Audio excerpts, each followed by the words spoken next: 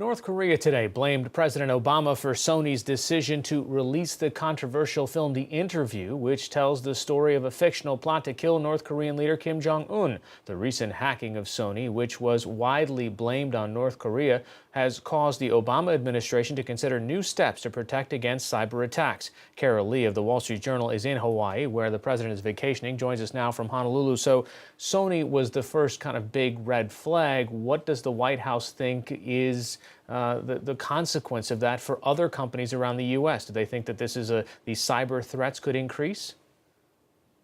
They do, and their main concern is that what happened with this Sony attack is, as one administration official put it, that it's marked a crossing of a threshold into this kind of new wave of cyber attacks that is essentially cyber extortion, where a nation state or another organization or group hacks into a company or perhaps the government and uses that as leverage to try to get the company or the government to meet certain demands. In the instance with Sony, it was that they pulled this movie, The Interview, and initially what was concerning to the White House was that Sony agreed to do that, which basically, rewarded this action. And, despite the reversal on that, the White House feels like this still marks a crossing of a threshold, and the possibility of seeing additional attacks like this is real because it essentially worked.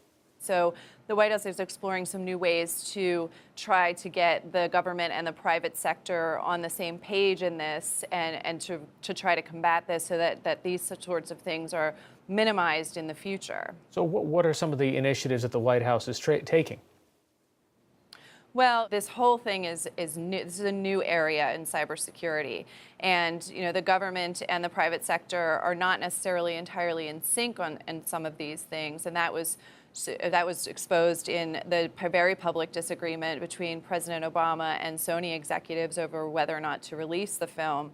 So first, obviously the president said that he wished Sony had talked to them. So I think you'll probably see some additional communication on very high levels in the White House. And then cybersecurity legislation. The president called on Congress again to pass something stricter. The hope in the administration is that companies now have an incentive to try to get some sort of regulations or standards in place, because what's happened until now is that they've resisted that. There's the Chamber of Commerce and other business lobbying groups have said that setting certain minimal standards for industries like banking or energy would be burdensome and could lead to litigation if somehow they had those standards and an attacker was able to still penetrate. And some companies have also been pushing back because they don't want to give the government too much access to their content or their users' information, right? That's right. It's a really strange relationship between the government and private sector, because typically you have a government that acts as a regulator and companies that are regulated. And in this instance, it's not like that. And when you throw in these added national security concerns, it creates an entirely different relationship and a new dynamic that sort of both sides are trying to feel their way through.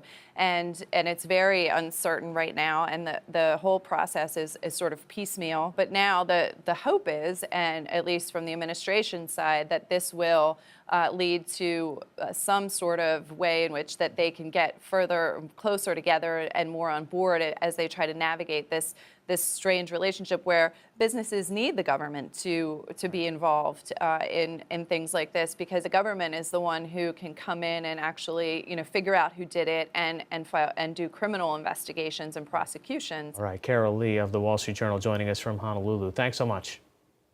Thank you. Thanks for having me.